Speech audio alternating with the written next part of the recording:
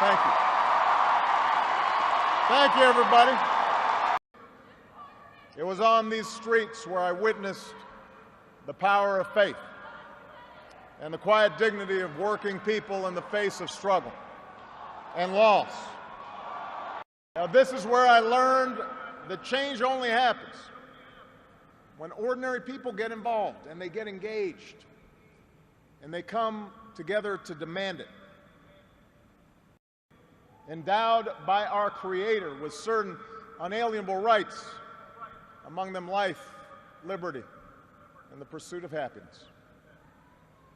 It's the insistence that these rights, while self-evident, have never been self-executing.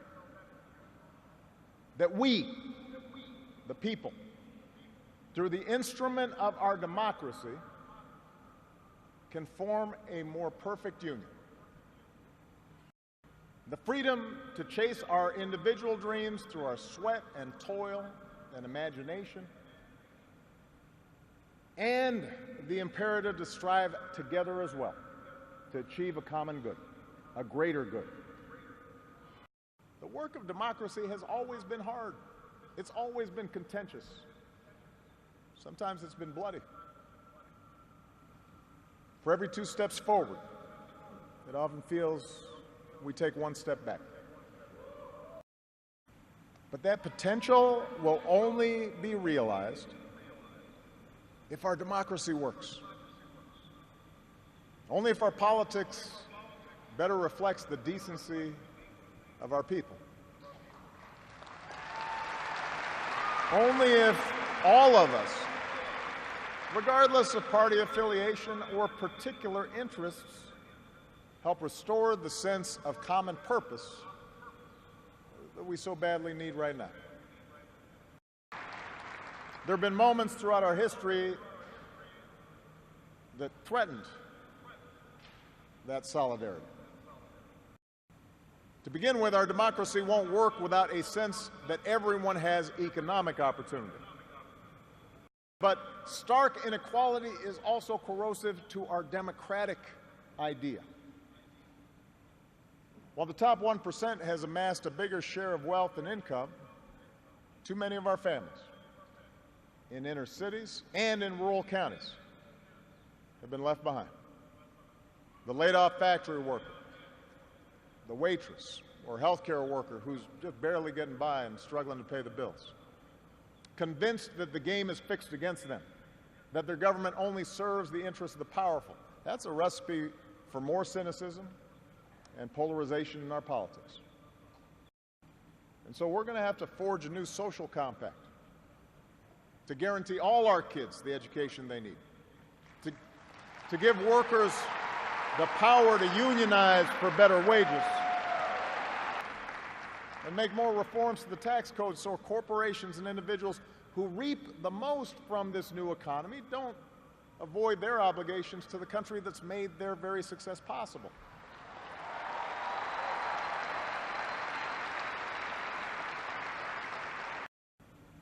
For if we don't create opportunity for all people, the disaffection and division that has stalled our progress will only sharpen in years to come. If every economic issue is framed as a struggle between a hardworking white middle class and an undeserving minority, then workers of all shades are going to be left fighting for scraps while the wealthy withdraw further into their private enclaves. Look, politics is a battle of ideas. That's how our democracy was designed. So often makes politics dispiriting. How can elected officials rage about deficits when we propose to spend money on preschool for kids, but not when we're cutting taxes for corporations? Because, as my mom used to tell me, reality has a way of catching up with you. Democracy can buckle when it gives in to fear. So just as we, as citizens, must remain vigilant against external aggression, we must guard against a weakening of the values that make us who we are. Which brings me to my final point. Our democracy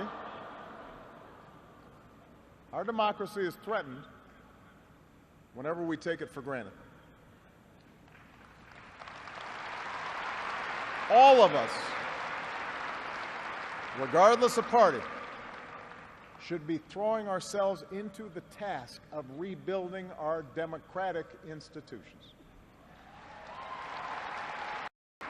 We should reduce the corrosive influence of money in our politics and insist on the principles of transparency and ethics in public service. When Congress is dysfunctional, we should draw our congressional districts to encourage politicians to cater to common sense and not rigid extremes.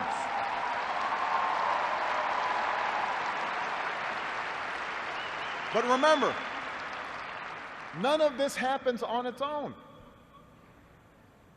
All of this depends on our participation, on each of us accepting the responsibility of citizenship, regardless of which way the pendulum of power happens to be swinging.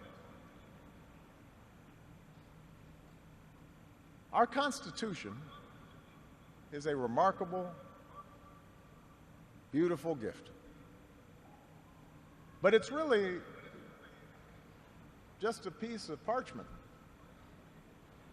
It has no power on its own. We, the people, give it power. We, the people, give it meaning with our participation and with the choices that we make and the alliances that we forge. But the gains of our long journey to freedom are not assured. Self-government is the underpinning of our safety, prosperity, and liberty. But from different causes and from different quarters, much pains will be taken to weaken in your minds the conviction of this truth. This is misguided, but as malevolent. When we write off the whole system as inevitably corrupt, and when we sit back and blame the leaders we elect without examining our own role in electing them.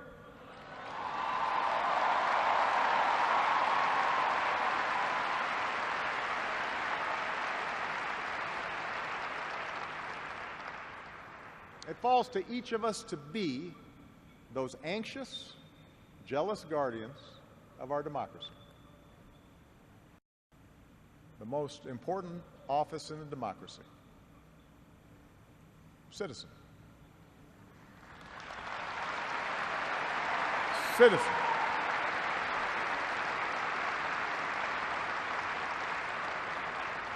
So you see, that's what our democracy demands. It needs you. Not just when there's an election, not just when your own narrow interest is at stake, but over the full span of a lifetime. If you're tired of arguing with strangers on the internet, try talking with one of them in real life.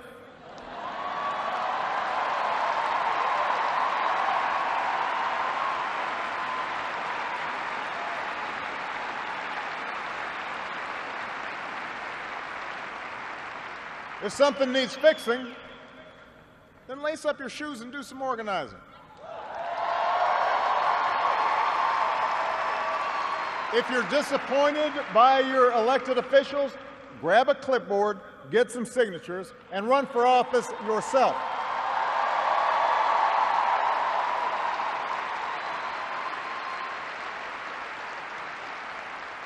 Show up. Dive in. Stay at it. Sometimes you'll win. Sometimes you'll lose. Presuming a reservoir of goodness in other people, that can be a risk. And there will be times when the process will disappoint you. But for those of us fortunate enough to have been part of this work and to see it up close, let me tell you, it can energize and inspire. I do have one final ask of you as your president. I'm asking you to believe, not in my ability to bring about change, but in yours. I'm asking you to hold fast to that faith written into our founding documents, that idea whispered by slaves and abolitionists, that spirit sung by immigrants and homesteaders and those who marched for justice. Yes, we can. Thank you. God bless you. Thank you.